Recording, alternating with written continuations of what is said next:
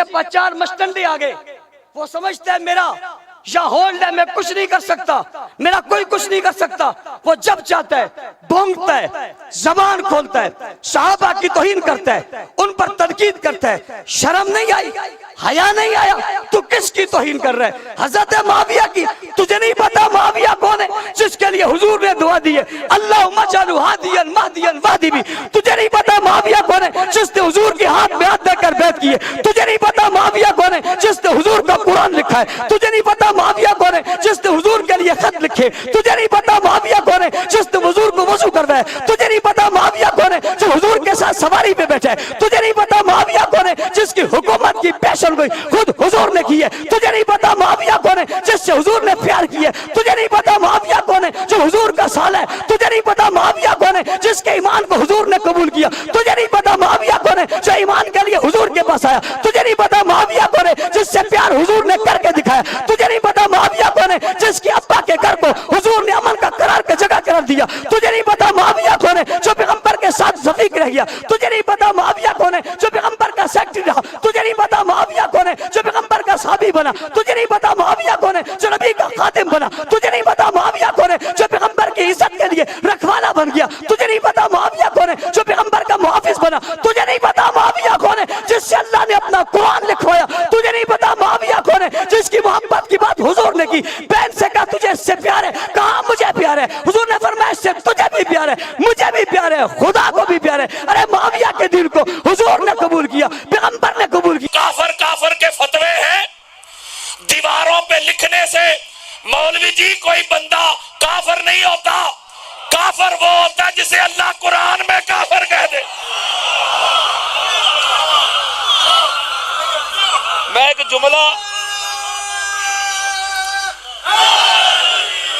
جملہ کہا کرتا ہوں شروع میں پیغام، یہ میرا پیغام ہوتا ہے ہر خطاب سے پہلے، یہ مجھ پر فرض ہے۔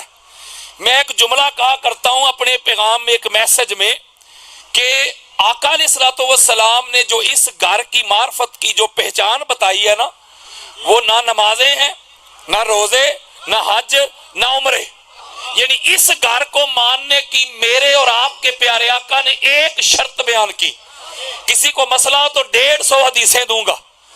میرے آقا نے فرمایا اس گھر کو، زہرا کے گھر کو، اس گھر کو ماننے کی ایک ہی شرط ہے، ماں کا نیک ہونا، باپ کا ایک ہونا۔ یہ حدیث دے رہا ہوں یار۔ اچھا یہ حدیث ہے، توجہ ذرا، جملہ اگلا سننا، جملہ اگلا سننا۔ یہ حدیث سنائی ہے میں نے آپ کو۔ جب یہ حدیث آ گئی حضور کی، اور حضور کی زبان میں اللہ بولتا ہے وَمَا يَنْتِقُ عَنِ الْهَوَىٰ إِنْ هُوَ إِلَّا وَحْيٌ يُوحَىٰ۔ حضور اپنی طرف سے کوئی عمل نہیں کرتے۔ جب یہ حدیث آ گئی اس گھر کو ماننے کی شرط ماں کا نیک ہونا، باپ کا ایک ہونا، تو اب پھر آؤ میری طرف ذرا۔ جب یہ حدیث آئی تو میری طرف آؤ، توجہ، بخاری پڑھو، مسلم، ابو داؤد، نسائی، ابن ماجہ، ترمذی، حاکم، قسطلانی، اسقلانی، سیوطی، بہقی، طبرانی، قاضی عیاض، ابن حجر مکی، ابو حنیفہ، مالک، شافعی، احمد بن حنبل۔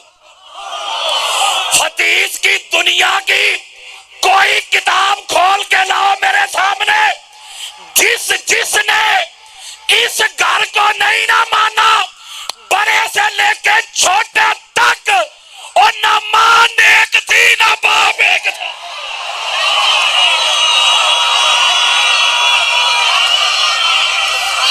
بندہ ایک تھا، اب بندہ ایک تھا، اہل بیت کا دشمن بندہ ایک تھا۔ اوئے ہوئے ہوئے نہیں سمجھے یار، بندہ ایک تھا اہل بیت کا دشمن، ولدیت میں نام 4 تھے۔ بلکہ میں اور آسان کر دیتا ہوں، جو اہل بیت کا دشمن ہے نا، جو اہل بیت کا منکر ہے، اس کی سب سے بڑی پہچان حدیث سے یہی ہے، وہ ساری زندگی پیو ہی لبدا رہے ہیں۔ یزید کا ایک بیٹا تھا معاویہ بن یزید، اس کا ایک بیٹا تھا معاویہ بن یزید۔ کوئی بھی کتاب پڑھے میں وقت بچانا چاہتا ہوں ریفرنسز سے، جو لوگ مجھے جانتے ہیں ان کو پتہ ہے حوالوں کی کمی نہیں. بڑی خاص بات، وہ ایک بیٹا تھا، وہ اس کے تخت پہ تھوک کے چلا گیا. بڑی خاص بات دینے لگا ہوں. یہ جو بچے پڑھے لکھے ہیں نا، بیٹا گوگل پہ سرچ کریں، خطبہ لکھیں یزید بن معاویہ کا یا معاویہ بن یزید، آپ کو خطبہ مل جائے گا. توجہ، وہ کہتا ہے یہ جو تخت ہے نہ تو میرے دادا کا حق تھا، وہ بھی وقت کے امام کے خلاف اس نے خروج کیا، لڑائی کرتا رہا، نہ میرے باپ کا حق تھا، اس نے بھی امام حق کے خلاف خروج کیا اور شہید کیا، لہذا میں اس تخت پہ تھوکتا ہوں. ذرا توجہ میرے طرف رکھنی ہے ہاتھ جوڑ کے. وہ تخت پہ تھوک کے جنگلوں میں جا کے مر کھپ گیا. اوے یزید دا سکا پتر، یزید دا سکا پتر تے جنگلہ تے جا کے مر کھپ گیا، نیست و نبود ہو گیا. یہ کراچی میں امیر یزید زندہ باد کے نعرے لگانے والے یہ یزید کے نوے پتر کتھوں جم پے نے.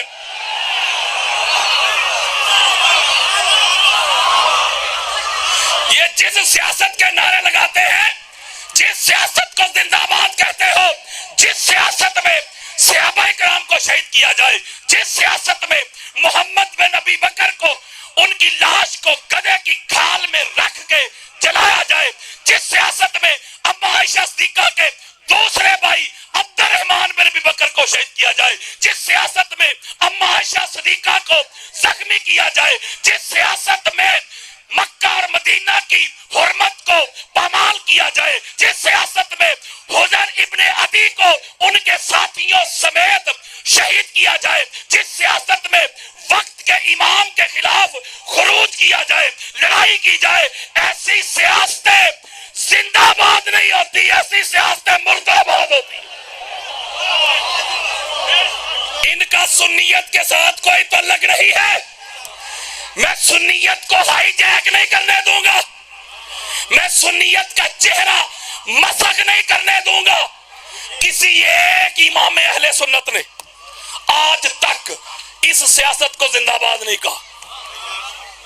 آج تک ہر امام اہل سنت مولا علی علیہ السلام کو زندہ باد کہتے ہیں، سیاست مولا حسن علیہ السلام کو زندہ باد کہتے ہیں.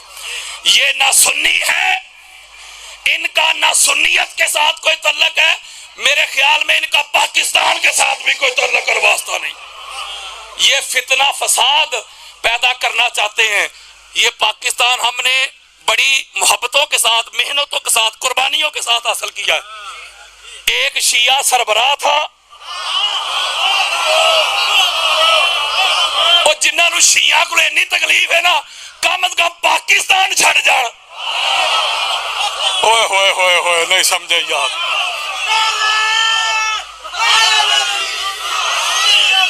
ایک شیعہ کی سربراہی میں اہل سنت بھی ساتھ، توجہ یار، دیوبند بھی ساتھ، اہل حدیث بھی ساتھ، سارے ملے. مقصد حاصل ہوا کہ نہیں؟ بولو یار، مقصد حاصل ہوا. اس کا مطلب ہے آج بھی ملیں گے تو مقصد حاصل ہوگا. جو دور کرتا ہے وہ نہ اس ملک کا خیر خواہ ہے. یہ صحابہ کرام کی آڑ میں یہ صحابہ کے خیر خواہ نہیں ہے. کبھی دیکھا ہے آپ نے ان کو عمار ابن یاسر کے نام پہ مدارس کا اعلان کرتے ہوئے؟ جی، مساجد کا اعلان کرتے ہوئے، بچوں کے نام رکھتے ہوئے؟ نہ ان کو ابو ذر غفاری نظر آتے ہیں، نہ حذیفہ بن یمان نظر آتے ہیں، نہ عمار ابن یاسر نظر آتے ہیں، نہ جابر بن عبداللہ انصاری نظر آتے ہیں، نہ حضرت مقداد نظر آتے ہیں، نہ حضرت بلال نظر آتے ہیں، نہ سلمان فارسی نظر آتے ہیں، نہ میس میں تمار نظر آتے ہیں، نہ حجر ابن عدی نظر آتے ہیں. یہ صحابہ ان کو اس لیے نظر نہیں آتے، مصطفیٰ کے صحابہ تھے، مرتضیٰ کے غلام تھے. یہ مطلب ہے اس لیے میں ایک میسج دینے لگا ہوں آپ کو. اب جو میں آپ کو موضوع سنانے لگا ہوں، اثر کرے نہ کرے سن تو لے میری فریاد. نہیں ہے داد کا طالب یہ بندہ آزاد، اندازے بیاں گرچہ بہت شوق نہیں، شاید کہ تیرے دل میں اتر جائے میری بات. سنیت سناؤں گا، سنیت ہی پہنچاؤں گا. اب موضوع میں شروع کرنے لگا، اب توجہ میری طرف رکھیں۔ قرآن مجید فرقان حمید کی سورہ 3 کی جو آیت نمبر 4 میں نے آپ کے سامنے پڑھی، اس میں اللہ رب العزت نے انسان کی تخلیق کا ذکر کیا کہ تحقیق ہم نے انسان کو احسنی تقویم میں پیدا کیا۔ شاہ صاحب بڑا خوبصورت بنایا، بڑا باسیرت بنایا، خوبصورت سانچہ بنایا، خوبصورت آنکھیں دی، کان دیے، چہرہ دیا، مہرہ دیا، سراپا دیا، حائط دی، احسن بنایا، ساری مخلوق میں اعلیٰ بنایا، ساری مخلوق میں معزز بنایا، ساری مخلوق میں اشرف بنایا۔ کس کو؟ انسان کو۔ کس کو؟ انسان کو۔ اور بات کی ایبسلوٹ یعنی مطلق، یہ نہیں کہا کہ جو مسلمان ہیں ان کو احسن بنایا، نہیں، انسان کو، انسانیت کی بات کی اللہ نے۔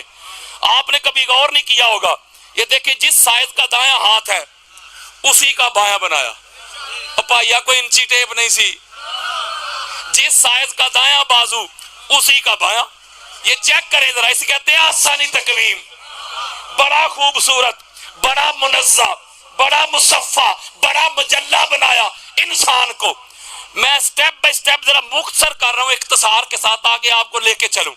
کوئی بھی دنیا کی چیز ہونا وہ معزز، افضل، اعلیٰ یا قیمتی بنتی ہے اپنے خمیر کی وجہ سے۔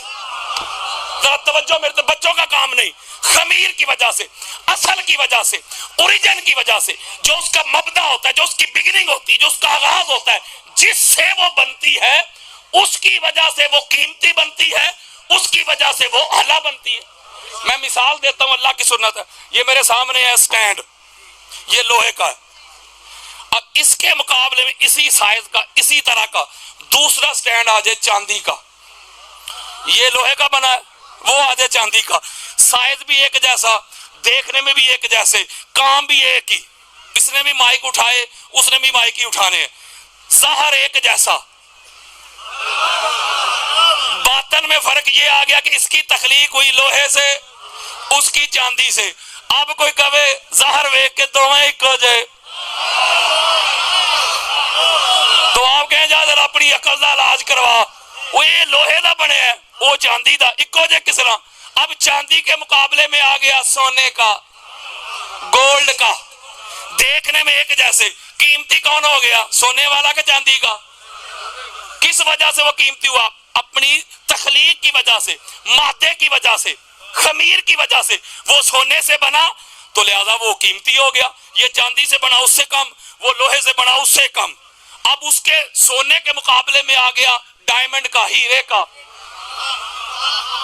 تو وہ قیمتی ہوا کہ نہیں؟ بڑی خاص بات دینے لگا ہوں، اس کا مطلب ہے کہ بندہ ہو یا چیز ہو، یہ اعلیٰ قیمتی بنتی ہے اپنی اصل کی وجہ سے۔ اوئے ہوئے ہوئے ہوئے، شاید آپ کو سمجھا دوں بات، توجہ۔ جب یہ بات ہم سمجھ گئے کہ کوئی چیز اعلیٰ، عرفہ، قیمتی، منزہ، مصفہ بنتی ہے اپنے خمیر کی وجہ سے، اصل کی وجہ سے، اب ہم سارے مل کر اللہ کی بارگاہ میں عرض کرتے ہیں، مولا یہ جو انسان تو جس کی بڑی تعریفیں کر رہا ہے، تو نے بڑا حسن بنایا، بڑا اعلیٰ بنایا، بڑا معزز بنایا، بڑا اشرف بنایا، بتا تو صحیح یہ انسان تو نے بنایا کس سے؟ ہائے ہائے ہائے، ذرا انسان کا خمیر تو بتا، انسان کی اصل تو بتا، اوریجن تو بتا، مبدا تو بتا، بتا تو صحیح یہ بنا کس عناصر سے؟ اللہ نے جملے بھی نہیں بدلے، اللہ نے کہا یہ جو میں نے احسن تقویم بنایا ہے نا، آؤ پھر بتاؤں کس سے بنایا۔ جی مولا، فرمایا وَلَقَدْ خَلَقْنَا الْإِنسَانَ مِنْ صَلْصَالٍ مِنْ حَمَائٍ مَسْنُونٍ۔ ذرا توجہ میرے تو رکھنی ہے، اللہ نے کہا یہ جو انسان میں نے بنایا ہے نا، یہ بنایا میں نے بدبودار مٹی سے، سیاہ گارے سے، سن رسیدہ مٹی سے، بجتی مٹی سے۔ آپ مٹی میں پانی ڈالیں، سورج کے آگے پڑا رہنے دیں، 2 4 8 10 دن بعد اس کا کلر بھی چینج ہو جائے گا اور بدبو بھی آئے گی۔ اسے کہتے ہیں سلسال۔ اللہ قرآن میں کہہ رہا ہے میں نے انسان کو بڑا احسن بنایا، انسان کو بڑا اعلیٰ بنایا. ہم نے پوچھا مولا کس سے؟ انسان کی اصل تو بتا. تو کہا بدبودار مٹی سے، سیاہ گارے سے، سلسال سے. ہاتھ جوڑ کے ایک جملہ کہنا چاہتا ہوں آپ کی محبتوں کی نظر شاہ صاحب. مولا جو انسان گارے سے بنا، جو انسان بدبودار مٹی سے بنا، سیاہی سے بنا، تو وہ بن گیا آسانی تقویم. تو کچھ انسان مولا ایسے بھی تو ہے جن کی تخلیق میں سیاہی ہے نہیں، بدبو ہے نہیں، سلسال ہے نہیں، مٹی ہے نہیں. جو سلسال سے بنے وہ تو بن گئے آسانی تقویم. تو مولا جو تیرے نور سے بنے ان کی عظمت کا کیا عالم ہوگا. اور جو مٹی سے بنا، جو سلسال سے بنا، جو سیاہی سے بنا، وہ آسانی تقویم. تو کچھ انسان ایسے بھی تو ہیں کہ مولا جو تیرے نور سے بنے. بس یہی میرا موضوع ہے کہ سلسال والے کون نے تے نور والے کون نے. ہائے ہائے ہائے ہائے ہائے. اب وہ نور والے آپ کے سامنے بیان کرنے لگا ہوں. حوالے ذرا اٹینشن ہو کے سنو. محب تبری کی ریاض النظرہ فی مناقب العشرہ، اہل سنت کی چوٹی کی کتاب. امام عبد الرزاق کی المصنف، امام بخاری کے دادا شیخ، امام حیثمی کی مجمع الزوائد و منبع الفوائد، خطیب بغدادی کی تاریخ بغداد، بے شمار حوالے اور ریفرنسز. حضرت سلمان فارسی رضی اللہ تعالی عنہ حدیث کے راوی. سنو ذرا حدیث. میرے مصطفیٰ فرماتے کنتو انا و علی و فی روایت و فاطمہ و حسن و حسین و علی ابن حسین و محمد باقر و محمد جعفر صادق و موسیٰ کاظم و علی رضا و محمد تقی و علی نقی و حسن عسکری و محمد مہدی نورن بین یدی اللہ قبل یخلق آدم. سنیت بتاؤں، کانوں کی کھڑکیاں کھول کے سنو، آنکھوں سے حسد، بغض، اناد، کینہ، عداوت کے پردے ہٹا کے سنو. میرے مصطفیٰ کا فرمان سنو. میرے آقا فرماتے ہیں میں علی، فاطمہ، حسن، حسین، علی بن حسین، الباقر، جعفر صادق، موسیٰ کاظم، علی رضا، محمد تقی، علی نقی، حسن عسکری، محمد مہدی. آدم کی تخلیق سے پہلے آدم کا جسد نہیں بنا تھا، آدم کی باڈی نہیں بنی تھی، آدم کی روح نہیں بنی تھی. بس آدم کی تخلیق کے لیے مٹی نہیں گوندی گئی تھی. ایک خدا تھا، دوسرا 14 کا نور تھا.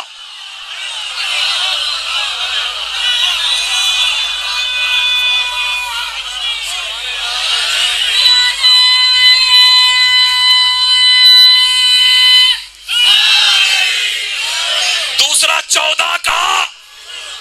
اے آدم تے جے کل دی گل ہے. حضور فرماتے آدم کی تخلیق سے پہلے آدم کی ابھی روح نہیں بنی تھی. ایک خدا تھا، دوسرا 14 کا نور تھا. ہوئے ہوئے ہوئے نہیں سمجھے یار. نور والے اور سلسال والے پتا چلے ہی جیڑا 14 دے وچوں ہے نا، ہوئے ہوئے ہوئے ہوئے، اور جیڑا 14 دے وچوں ہی نا مولوی، او نور والا ہی تے باقی سارے سلسال والے نہیں. تے نور والے دا اللہ دا واسطہ ہی مقابلہ کرنے تے علی دا تے فاطمہ تو زہرا دا کر. اوئے ہوئے ہوئے ہوئے ہوئے اوئے کمپیریزن کرنے تے مولا حسن دا تے مولا حسین دا کر. کمپیریزن انہاں دا ہی کہندا ہی. اوئے مٹی آلیاں دا نور آلیاں دا کوئی کمپیریزن نہیں ہوندا. یہ نور والے ہیں، ان جیسا ہی کوئی نہیں کائنات میں. اس لیے ان کے لیے معاملات الگ ہیں، دوسروں کے لیے معاملات الگ ہیں. میں مثال دیتا ہوں، دلیل دیتا ہوں آپ کو. بہت بڑی دلیل دیتا ہوں. جو جتنے بھی سلسال والے لوگ ہیں میرے اور آپ کے سمیت اوپر تک بھی چلے جائیں, ہمارے لیے جو شریعت کے احکام ہیں وہ الگ سے ہیں. کوئی بندہ کہے نا اکو جے تو انہوں ذرا لے آؤ میرے سامنے, اکو جے ہے نے کہ نہیں. یہ جڑا اکو جے آندا ہے نا وہ دے کے ایک کوئی سوال ہے. یا وہ مولوی صاحب جو کہتا ہے کہ مولا حسین علیہ السلام کا معاذ اللہ وضو ہی نہیں تھا تو نماز کہاں سے ادا کرنی تھی. میں اس کا نام بھی نہیں لیتا پاک ممبر پہ. 1.5 گھنٹہ اس کو میں نے علمی جواب دے دیا, یوٹیوب پہ آپ سن سکتے ہیں. وہ کہتے ہیں مولا کا ادھر پانی ہی نہیں تھا. اس نان سینس کو اتنا نہیں پتا کہ ان کو وضو کی ضرورت نہیں, وضو کی ضرورت ان کو ہوتی ہے جو کبھی ناپاک ہوں. ہوئے ہوئے ہوئے ہوئے ہوئے یار, میں ایک جملہ کہتا ہوں نا, کسی مولوی صاحب کی بیٹی ہو, علامہ صاحب کی بیٹی ہو, مفتی صاحب کی, کسی امیر کی, کسی غوث قطب ولی, اوپر جاتا ہوں کسی صحابی کی بیٹی ہو, ماں ہو, بہن ہو, جب وہ مخصوص ایام میں ہوتی ہے اللہ کہتا ہے قرآن نہیں پکڑنا. مولا وہ کیوں؟ اللہ کہتے ہیں اس لیے کہ قرآن پاک ہے, تو نہ پاک ہے. نماز نہیں پڑھنی. کیوں؟ نماز کے لیے پاکیزگی شرط ہے, تو نہ پاک ہے. میرے گھر میں داخل نہیں ہونا ہے. کیوں؟ گھر میرا پاک ہے, تو بولو یار نہ پاک ہے. اس کا مطلب ہے جو ناپاک ہوں ان